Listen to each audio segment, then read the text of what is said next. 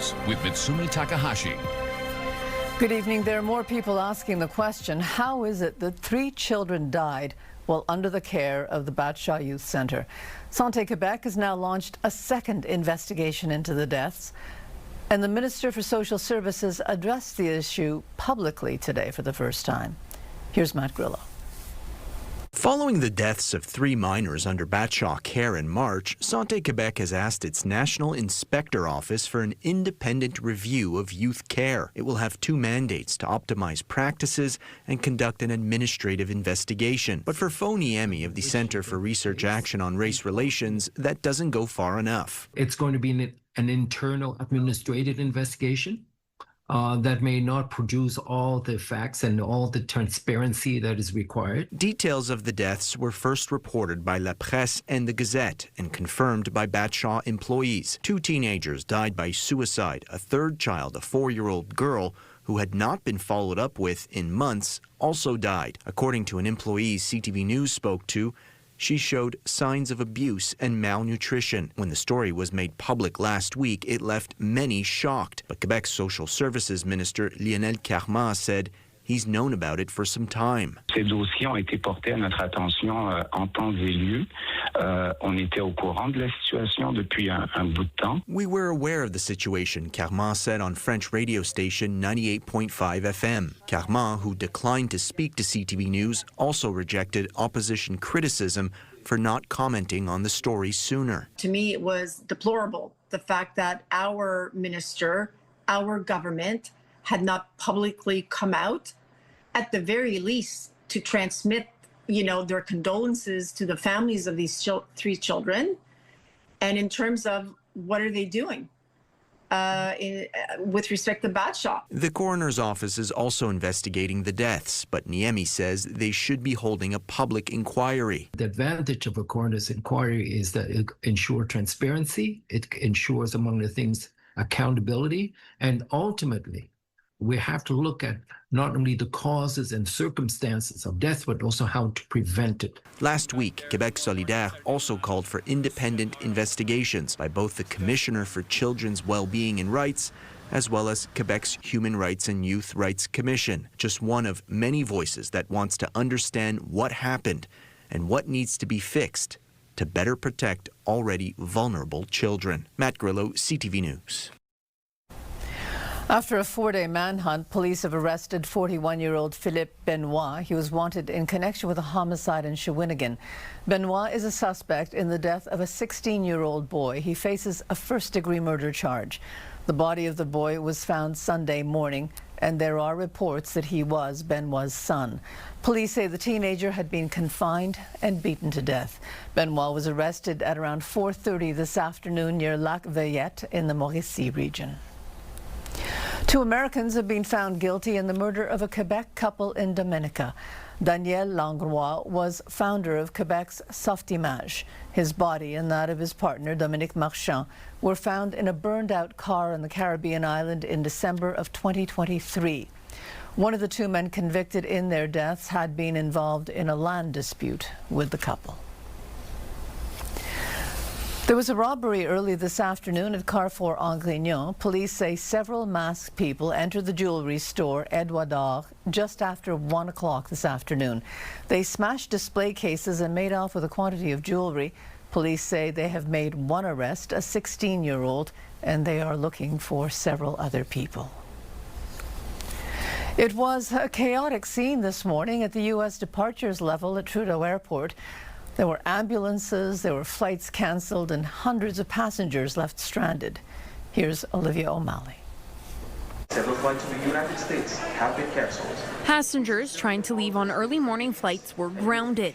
U.S. Customs and Border Protection temporarily suspended its operations due to an odor from construction materials. We were in the gate waiting for security, and nothing was moving. We saw paramedics, firemen go through, and they just told us all to leave. In a statement to CTV News, the Aéroport de Montréal says the temporary suspension was caused by the odor of varnish associated with painting work. While the odor may have been unpleasant, it did not pose any health risk. We thank passengers for their patience and understanding. Jean Santé tells CTV News 4 crews were sent to the airport. 9 patients were treated on site. You got a smell of some substance in the air. As a result, several flights were canceled. Passengers say it was hard to get answers about their departure. There wasn't a lot of information, and then they just told us all to leave, and that the U.S. Customs and Border was temporarily closed. Employees were giving out water and snacks, but it was little comfort to Cindy Turgel, who will be missing part of her yearly Disney World trip. We have special event tickets that cost us like $600. We have dining reservations. It's a big mess. Even if she does make it to a more magical place, she says her bags might not. They're telling us that the bags are like being held because they were like under the spill or something. And that makes me wonder too, like what condition are my bags going to be in? Operations gradually resumed just after 11 in the morning, but the more than 5-hour-long delay means there's a backlog of hundreds of passengers that officials say will take time to get through. Olivia O'Malley, CTV News. Ottawa says it will spend almost $2 billion to replace 45 of VIA's aging locomotives. Most of the work will be done here in Montreal. Transport Minister Stephen McKinnon made the announcement this morning in Montreal, where a new assembly plant and maintenance facility will be built. The new locomotives will be built by Swiss-based company Stadler, and they will be hybrid, the first hybrid trains in North America. This announcement is about far more than new trains. It's about building our country, supporting our workers, supporting passengers, creating good jobs, and developing expertise right here in Canada. The deal promises to create 1,200 new full-time jobs, and the hybrid trains will be using Canadian-made batteries. The first locomotives are expected to enter service by 2023. Or 2031, not 23. That was last year. 2 years ago. 3 years ago. My math. It looks like an escalating feud between Ontario and Ottawa. The federal government rejected a plan to allow jets to land at Toronto's Billy Bishop Airport. Well, now Ontario says it's rethinking its support for Ottawa's Alto high-speed rail project. Here's Judy Trin. The plan for high-speed rail to connect Quebec City to Toronto is already dividing rural and urban residents. The Prime Minister may have been counting on the Ontario Premier to stand by him, but there's a crack in support. If Prime Minister Carney and his team want to this is how they're going to treat bigger projects, I don't think you'll get much built. 11 of Doug Ford's Conservative MPPs are publicly voicing opposition to Alto, saying too many questions remain unanswered, too many voices have been ignored. The criticism comes after Mark Carney's government grounded plans to expand Toronto's downtown Billy Bishop Airport to accommodate 10 million travelers a year. We won! During public consultations, the majority of the 87,000 responses were against building bigger runways for bigger jets.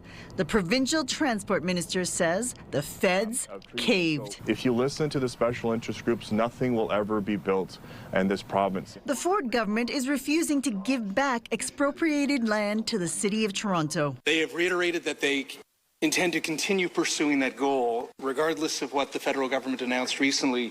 While promoting railways, a federal cabinet minister reminded his provincial counterpart that fighting this battle risks taking the focus away from the war. Canadians want us to roll up our sleeves and work together as we face trade challenges, as we face a number of international pressures on Canada, so we can keep people working. This is not what the Liberal government wants. Opinion polls show that there is only about 40% support for the Alto high-speed train project. It's a project that could cost $90 billion to build, maybe more. Judy Trin, CTV News, Ottawa. The city of Dollard-des-Ormeaux has cancelled a planned information session for people who were flooded on June the 20th. Dollard says the decision was made following a request for a class action lawsuit against the city for flood damages. The application alleges that the municipality didn't take proper action to address the risks for flooding. Meanwhile, the city says people can submit questions by email. The suit has not yet been authorized by the courts. A young man in Quebec decided he was spending too much time on social media, so he decides to do something about it. He's created a new social media app. You might call it an anti-social media app. He says it's about making going online healthier. Here's Sweeta Rassi. Lexi Bose is the one-man team behind Livio, a social media app built to give your thumb a break. The idea really came to mind 2 years ago when I wanted a healthier experience on social media. He says he became addicted to doom scrolling, spending hours a day on social media. The 21-year-old knew he had to cut back, but even that was hard. So with the help of AI, he taught himself how to code. He started to work on the app in the beginning of 2026, and in May, he finally launched it. No algorithms, no ads, and when you get to the end of the feed, you get this message. You've seen it all, the rest is offline. A 2026 report from Statistics Canada says screen time recommendation is set at no more than 2 hours a day. But nearly 40% of young people don't follow it. Honestly, I don't know. I do spend a lot, especially during the summer. Per day? Per day. Like 3-4 hours? I kind of doom scroll a lot. Tech analyst Carmi Levy says some social media apps are no longer about community. It's about making money. It's about algorithms deciding what you see, what you're most likely to want to see next. And it's really software ensuring that you stay on the platform for as long as possible. The UQAM business student says he's not doing it for the money. He adds his app is getting a lot of traction. In the App Store, it jumped up to 9th place in top downloads for social media. Oh, number 9. Wow. So you went up. Wow. I'm really surprised. I can tell. Yeah, I'm really happy. I think it really shows how people want to make a change. We can take matter into our own hands and really have a change on the world. An app that reminds users it's okay to go offline. Sweeta Rassi, CTV News. 2 private colleges that had their permits suspended will be allowed to take students again for now. The Collège Supérieur in Montreal and the Collège Supérieur in Sherbrooke were forced to close suddenly on June 30th. The ministry said the schools didn't meet the adequate levels of resources. Quebec's administrative tribunal has now put a temporary stay on the suspensions, pending further investigation, with a decision expected in the fall. The SQ says it stopped a 21-year-old man who was going 210 kilometers an hour yesterday on Highway 50 North in Laval. The driver was fined more than $2,000. He lost 24 demerit points and his license has been suspended for a week. And someone has dumped tires in 2 locations in Brossard. Dozens of tires were left on a lot on Taschereau Boulevard. The tires were also left in a spot on Le Duc Boulevard. Now, the tire dumping is illegal, but it's not known who's responsible for it. And this has happened before, about a year ago, near the same locations. The Italian Navy training ship that docked at the old port of Montreal is a 95-year-old tall ship. It's visiting Quebec as part of its North American tour. Christine Long went to check it out. Since it was built in 1931, the Amerigo Vespucci has completed 87 training cruises around the world, each averaging 3 months. This most recent sailing was from Italy to cross the Atlantic. Captain Nicasio Falica explains they travel the old-fashioned way. The same way that ships at that time did. So we hunted favorable winds. It was at 29 days at sea, but we went very south to take advantage of trade winds. He says 85% of their Atlantic crossing was under sail, with cadets learning the ropes on this full-rigged ship with 3 vertical masts. Cadets learn to be sailors and eventually naval officers. At the moment we are 406 people on board. So we have crew of Amerigo Vespucci and naval cadets from Naval Academy. Docked next to Le Grand Quai in the Old Port, the Amerigo Vespucci is drawing a crowd. But it's really cool to see it in Montreal. Yet, not everyone seems to envy the idea of a life at sea. That's not for me. It's fine. I think who does that is very courageous, but it's not for me. Besides training, the mission here includes naval diplomacy, inviting the public to tour the ship. The public allows us to keep in touch and transmit what we do, what Italy represents also abroad to the local population. And we're very happy to do it every port visit. This Saturday and Sunday afternoons, the ship is open for free visits, first come, first serve. And then the Amerigo Vespucci sets sail for the Old Country on August 3rd. Christine Long, CTV News. And coming up, looking for leverage for a trade deal with the U.S. Have to be very strategic about how we use the leverage that we have. But I think one of my colleagues around the table used the quote, you need to walk softly and carry a big stick. So it's an idea to use something that Americans really need. And meet the 20-year-old who is now the highest paid player in the NHL. The Premier of New Brunswick says Canada should do whatever it takes to get a trade deal with the United States. And that includes using energy as leverage. Abigail Beeman has more.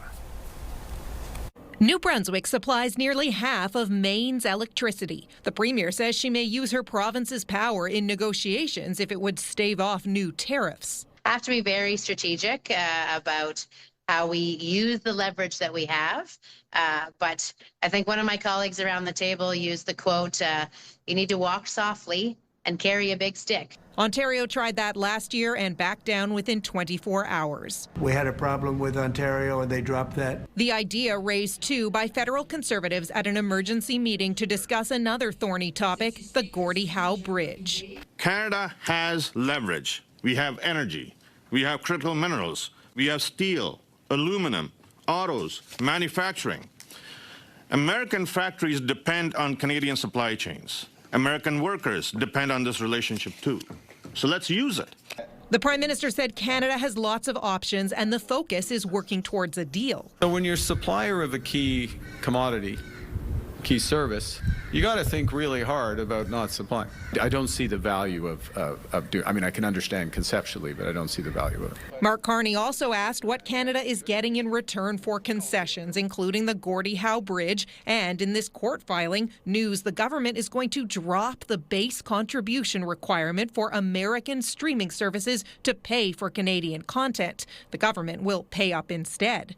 Carney said it's about affordability. Most Canadians have one or two or so of these streamers, and it's real money.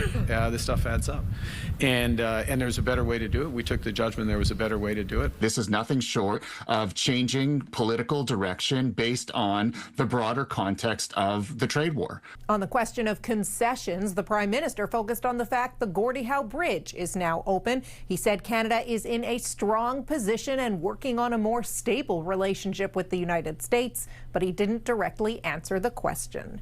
Abigail Beeman, CTV News, Ottawa. It's becoming increasingly expensive to protect data and infrastructure from cyber attacks. The number of attacks has doubled, and dealing with each one costs millions. Scott Hurst reports. As technology continues to have a bigger impact in our daily lives, and nearly everything these days seems to be interconnected, it can come at a cost. The average cost of a data breach in Canada has reached a record $7.11 million. The attacks are becoming larger and longer lasting, and the energy sector reported the highest average cost per breach. According to new numbers from tech giant IBM, the average breach is exposing roughly 28,500 records. That's up 8% from last year, and it took more than 200 days on average to detect and contain the impact. With so many services now interconnected, the fallout can be far and wide, all the way down to disruptions felt by us, the consumer. Energy organizations reported the highest average costs at more than $9.2 million per incident. It highlights the growing financial impact these cyber attacks can have on critical infrastructure. AI also playing a major role. It is both helping and hurting. Organizations that deployed AI in their security operations reported the cost of an average breach to be much lower and contain the impacts significantly faster. However, globally, there's been a more than 50% increase in AI-driven attacks, showing just how quickly attackers are adopting the latest technologies.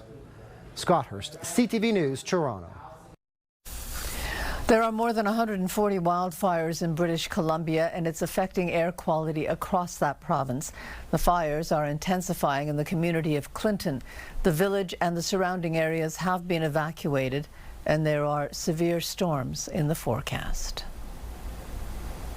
And in France, the fires west of Bordeaux appear to be under control, but it's feared the strong, hot winds might fan the flames again. Marcus Moore has more on that. We're here in France, where crews have been in the process of trying to get ahead of the flames that have been burning, that have already scorched an area 4 times the size of Paris. And they had intended to come to this area to do some preemptive work and lay water down around the area to try to keep it cool, to keep the chance of fires going down. And then just a few moments ago, we saw the smoke rising here. Another fire has popped up. And this really does illustrate how unpredictable the situation has been for firefighters, not only here in France, but also in Spain, as it is a constant effort to try to stay ahead of these flames that clearly continue to burn here.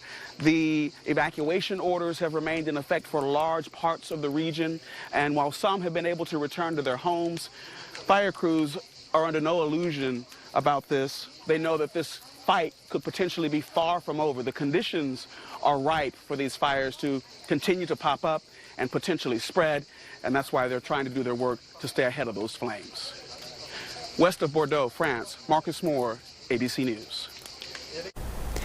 In Japan, at least 18 people were killed in yesterday's earthquake. Many buildings collapsed, and there was an explosion at a shopping mall. Hannah Batta has the latest.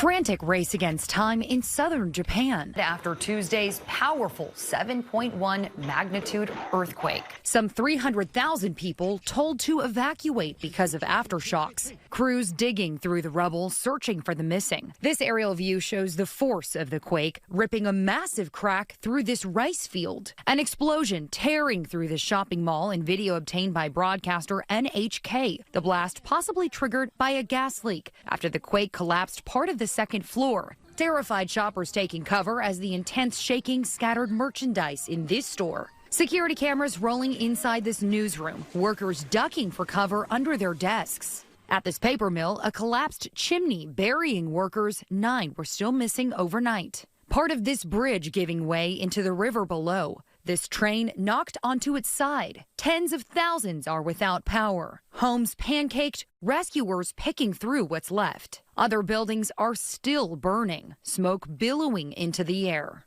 Hannah Batshaw, ABC News, New York. And coming up, remembering what's important. Parents should buy a car with as much safety as their budget allows. Things to consider when buying a teenager's first car.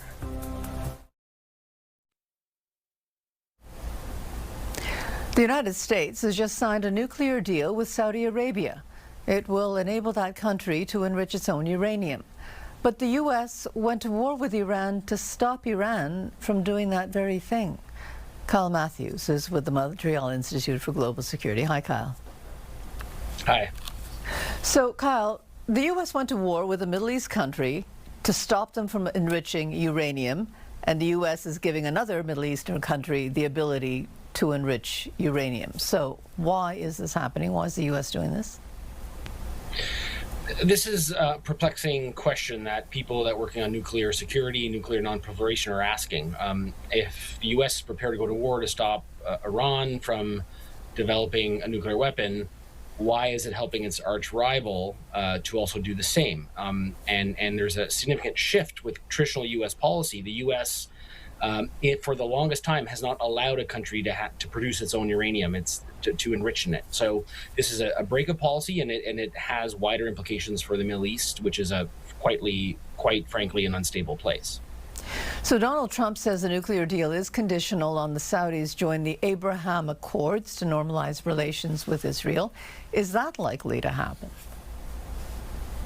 Well, that's what the U.S. put forward as a determining factor, but from my understanding, Saudi Arabia has refused to, and the U.S. has then removed, and there's been complaints by Israel about this. There's also rumors that some other states are not happy, but yeah, the initial add-on by the Trump administration, you have to join and have peace with Israel, but it seems like that is now being put by the wayside. And Donald Trump also says the program is for civilian use. But Kyle, there's no guarantee it's going to stay that way, right? I mean, regimes do change, and it was the U.S. who helped set up the nuclear program in Iran. So this is the case, is that there's no information on what guardrails are being put in place that would prevent Saudi Arabia from developing nuclear weapons. There is concern in other states it might set off a nuclear arms race, and it might give a signal to Iran that is engaged in a conflict, not directly with Saudi Arabia, but definitely in Yemen, using the Houthis to fight Saudi Arabia. Just yesterday, the U.S. and Saudi Arabia launched an attack against rebels aligned with Iran in Iraq. So there are a lot of issues here that it doesn't seem to make total sense or seem very well thought out. Yeah, well, as you say, there's the fear of nuclear escalation in the region. I mean, the Saudis have said it would need a nuclear weapon if Iran had one. And a lot of people are worried that this is going to provoke Iran into building one as well. Well, it sends a message to Iran is that this is not about stopping proliferation of nuclear weapons. It's about giving them to some of your allies, and it puts Iran in a hard place. As much as I dislike that regime, but it also sends a message, and we're worried that Egypt, Turkey could rush to develop one of their own. So this is a dangerous moment, a dangerous development that we want to reduce the use of nuclear weapons, not see them accelerated. So there needs to be guardrails in place. More needs to be focused on this and trying to kind of make sure it's being only used for civilian purposes. So, Kyle, critics have called Trump's nuclear deal with the Saudis reckless. What do you think? I don't think it's wise. I mean, Saudi Arabia, it's an authoritarian monarchy. We've seen journalists being attacked. We've seen women's rights activists thrown in jail. This is not necessarily a stable regime. And if there is ever a radical movement that overthrows the royal family, I'm talking about ISIS-like, Al-Qaeda-like movements that had these weapons, it would be a game changer for security, not just of the Middle East, but also for North America and for Europe. So I'm very, very frightful about this development. Okay. Thank you very much for this, Kyle. Thank you. Weather brought to you by Gratian Scaff's 50th anniversary gift event. Get a complete second pair and sunglasses as a gift. Well, we are seeing all kinds of weather in regions surrounding Montreal. Turning to some viz from the Montérégie. This was taken by Elisabeth Laplante just after 6:05 p.m. yesterday. And we see this cloud forming that looks very much like a tornado, but important to note that the base actually is not touching the ground. And so for that reason, the Northern Tornado Project says it actually is not a tornado. It may be more along the lines of a funnel cloud, but this is one of the phenomenons that can happen when we mix the warm air with moist weather. But speaking of, if we turn to Montreal, we have had a lot of wet weather in the last few hours. But Environment Canada says we are actually still below the average for the month of July. We typically average at about 91 millimeters of rain. So far we've seen closer to 80. That is over the course of 8 days so far for the month. And if we take a look at our rain totals in the the last 24 hours, we are falling behind regions like Trois-Rivières, hitting 27.7 millimeters of rain for Montreal. But luckily, we are looking at a move away from that wet weather. So currently seeing a temperature of 26, feeling warmer with the humidity once again at 32. And that is not far off from our record high of 33.9 for this day. And we are looking at that humidity continuing to have its effect. But for tonight, forecasting a low of 18 degrees along with cloudy skies and a few showers moving out. For tomorrow morning, we're looking at a hold on those mostly cloudy skies, a wake-up temperature of 20 degrees, and then the mercury should be moving up to a high of 25. But by afternoon, we can really expect to see a mix of everything. So some sunshine, some clouds, and a 60% chance of some showers as we head into the evening around 7 p.m. But as we get closer to the weekend, again, looking at those showers pushing out. For Friday, we are looking at a mix of sun and cloud with a high of 28, feeling like 34. Now, Saturday is expected to get a bit more cloudy, and then by Sunday, we are looking at a potential return to some showers. So lots to keep in mind as you prepare for the weather over the next few days. It will soon be easier for more Canadians to renew their passports online. Ottawa has removed the cap on online applications. It's open now to adults who were 16 years of age or older when their last passport was issued, and the previous passport must have been received within the last 15 years. Applicants can expect to receive the new passports in 20 business days. There are things to consider when a teenager buys their first car, and safety is the priority. Here's Pat Foran. When it comes to buying your teen a car, you might be tempted to buy a less expensive bare bones model, but car crashes are one of the leading causes of death for young drivers aged 15 to 24. You can't blame parents like Mio Hankson for worrying. Her son Jordan recently got his driver's license, and she knows choosing the right vehicle for him is critical.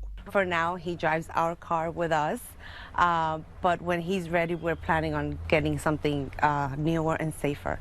And Consumer Reports agrees. A parent should buy a car with as much safety as their budget allows. Also, a teen driver's first car should not be too small, not too big, and definitely not too fast. CR and the Insurance Institute for Highway Safety analyzed makes and models to find safe, budget-friendly car options.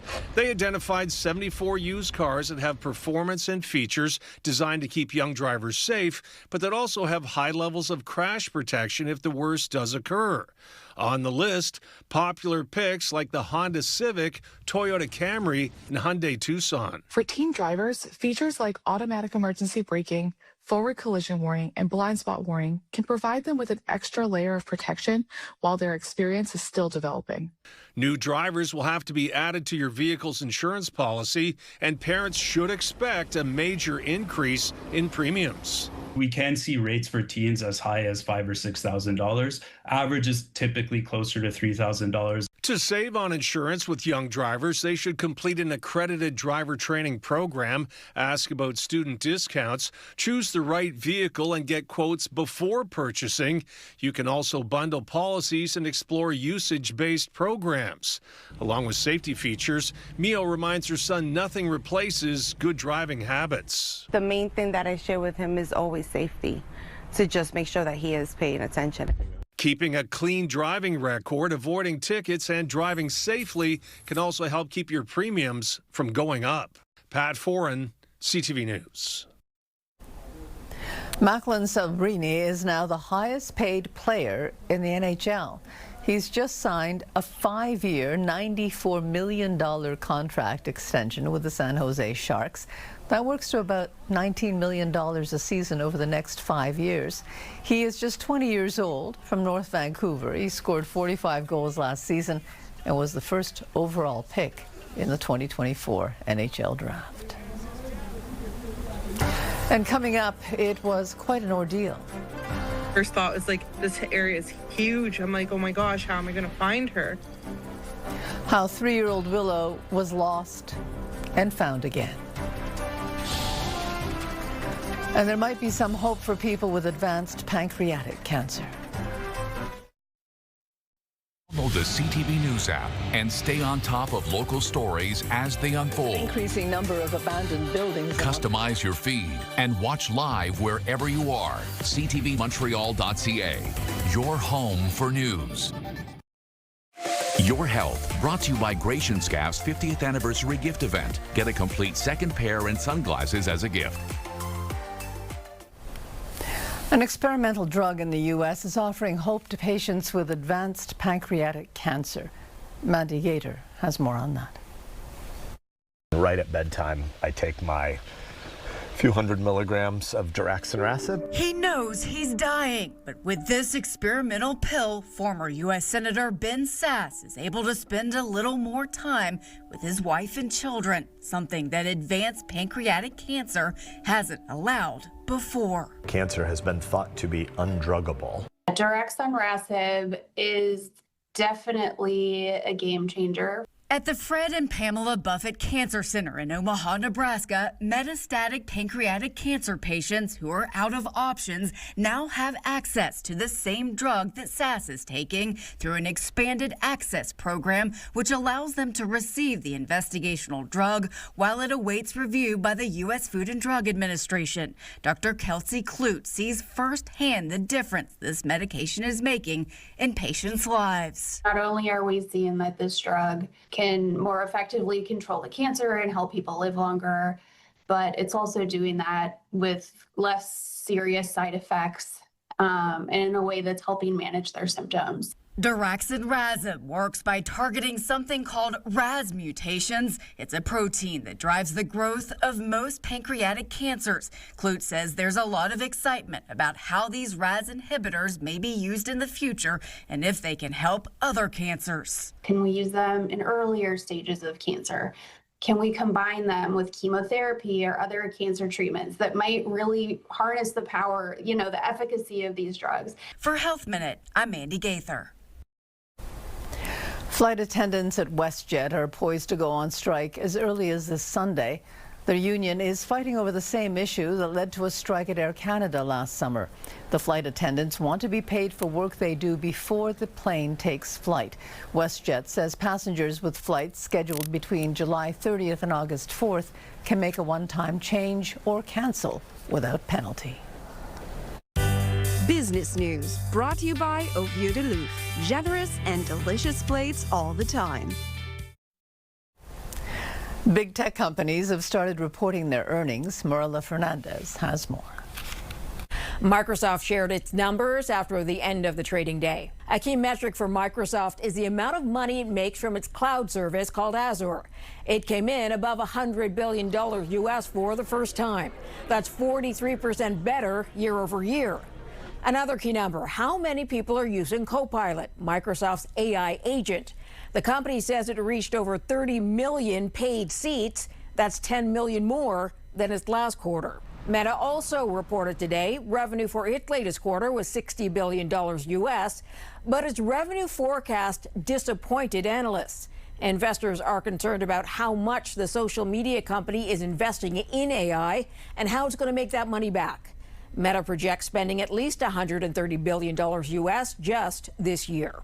The U.S. Federal Reserve has held the key lending rate at 3.5 to 3.75%. It's been there since January, but it wasn't a unanimous decision. Some officials are concerned about inflation, driven in part by the higher oil prices. Here are the closing numbers for the day. The Canadian dollar is down to 71.15 U.S. West Texas Intermediate up over $5 to 84.69 U.S. a barrel. Western Canadian Select is down another $3 to 62.14, and the TSX lost 415 points today. Those are your business headlines. I'm Marilla Fernandez. A 3-year-old Labrador retriever is recovering thanks to a dramatic rescue effort. She fell 20 meters from a cliff. Karis Mapp reports. 3-year-old Willow is back home in Ingersoll after a dramatic ordeal at the Elora Gorge Conservation Area. The Labrador Retriever fell over the edge of a 60-foot cliff last Wednesday, setting off a multi-day search. My first thought was like, this area is huge. I'm like, oh my gosh, how am I going to find her? Owner Becky Popiolek says she was out tubing with her son when Willow, who was wearing a leash, wandered off unnoticed. She says park workers found Willow near the edge of a trail, but the dog became afraid, backed away, and fell. She just felt overwhelmed by the people around her, and she ended up slipping off the edge and falling. A rescue team from the Central Wellington Fire Department sprang into action next, rappelling down the side of the cliff. It was about a 60-foot fall into a very wooded area between the wall and the river. So we had 3 rescuers that were down searching for the dog, and we searched for over an hour, both upriver and downriver. And unfortunately, it got dark. We had to call off our search at that point. Becky says she kept searching for Willow on Thursday and Friday, but then had to leave. I was like devastated. I was thinking the worst. I'm like, oh my gosh, my dog's like injured. My dog's might be dead. The search wouldn't be over thanks to volunteer group Ground Search and Rescue KW. We knew that they had rappelled and done all their business, and they kind of exhausted everything at that point, but we were like, let's go see. You never know. With infrared technology, they found Willow about 500 yards downriver from where she was seen falling. The dog was on the other side of the river, so we used an inflatable boat to have our rescuers go across the river and get the dog. Just to see them come out with the boat and do the whole rescue and being able to witness all of that was incredible. As soon as I got home, I got the call from the ground search and like, we found your dog. I was like, oh my God. So I got home and then I went back. Following Willow's dramatic rescue, she was transported here to the Elora Gorge Animal Hospital, where she was diagnosed with exhaustion, dehydration, and a pulmonary contusion. I walked in and I just started bawling. I fell to the floor and just hugged her and cried. A happy ending that also comes with a message for pet owners. At the gorge here, we do have some very inaccessible areas. So outside of keeping your animals on a leash, just making sure that they're under control at all times. Kara Smapp, CTV News, Elora. Some items from an iconic fast food chain founder are up for auction. And of course, one of the most interesting items and most popular in the pre-bidding online right now is one of the Colonel's string ties, or as people sometimes refer to them as a bolo tie. And the interesting thing about this is that not a lot of people know he did wear clip-ons. Yes, they belong to KFC founder Colonel Harlan David Saunders. And among the items, that tie, a pressure cooker, and an original cash register. Saunders sold the company in 1964, but he stayed on as a brand ambassador. And in fact, the entire Colonel Saunders look was created just for the brand. There is a disturbing development in the spread of rabies in Quebec. Caroline, for the first time, a cat has been infected with rabies. Yes, it is the first in a cat that's been reported. The cat apparently became infected after contact with a raccoon that had rabies. Now, the cat was a stray and found in Quebec's Montérégie region on July 23rd. And rabies has no cure and is fatal for the animal infected. So we'll tell you what you need to do to protect your pet. And there's a new challenge on TikTok that police in the townships are worrying about. We'll speak to them about the possible consequences to victims and those caught doing it. That's all on our late show at 11:30 tonight. Mitsumi. Thanks, Caroline. And when we come back, Montreal's Homers making a move into Ontario. Stay with us. We've got another full night of great shows for you right here tonight on CTV. For breaking news and local news that matters to you, download the CTV News app right now by scanning the QR code on your screen using your smartphone. Or you can also go to our website, ctvnewsmontreal.ca. A popular Quebec donut chain is now open in Ottawa. It's called Homers. Well, here in Quebec, it's known as Homers. In Ontario, it's called Homies. Peter Sperling reports. Oh my goodness. So many donuts, so many choices. I think the options are amazing. There's so much to choose from. I want to buy one of everyone. Ashley Freeman and her children are taking home a dozen from Ottawa's newest donut shop, Homies. We thought we'd come check it out. The caramel and the Oreo. Now open at Herringate Square, worth the wait for customers like Braden. We've been looking on their Instagram every day. The company has multiple locations in Quebec under the name Homers, including one that opened in Gatineau last year. My parents tried this place in Gatineau, and they said it was some of the best donuts they ever had, so we've been waiting for this place to open since. Everything is handmade and handcrafted, and we put a lot of love and passion into it. According to Homies, about 5,000 or more donuts are made each day. Overall, we have over 30 flavors. There's the signature donut. It's called Homer's Donut because of our name, and it's very popular. Cookie Monster. Everything from a simple sugar cinnamon to a fancy tiramisu. The pepperoni with hot honey sauce. There's even a pizza donut. Well, I can't do a story about donuts without trying a donut. Ian, what do we have here? We have the cannoli donut, which is one of my favorite, and we have our signature Homer's donut. Let's try. Definitely. Cheers. Cheers. Oh, they're delicious. Very fluffy and just all around really good. It was hard to choose. Even late morning, drawing a bit of a crowd. I just thought I'll come and give it a big try. You talked me into it. Yeah. It was the first time. We drove 30 minutes to get here. Having a new donut shop is fantastic. As for Freeman and her family, it's a treat they'll try at home. Thank you. Peter Sperling, CTV News. And Anastasia, I need to know about the rain tonight because I got soaked dog walking yesterday. I'm so sorry. I will say that your odds are better at staying dry tonight. Okay.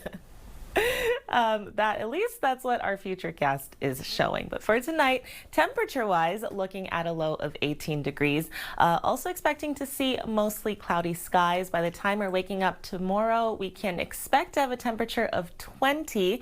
And then we even see some sunshine coming in as we head into the afternoon. So by then, hopefully we'll be in even better shape. We're looking at an expected high of 25 degrees for tomorrow.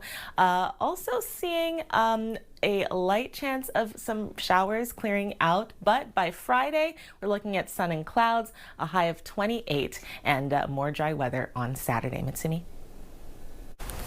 And that's it for us. Have a good evening. Stay well. Good night.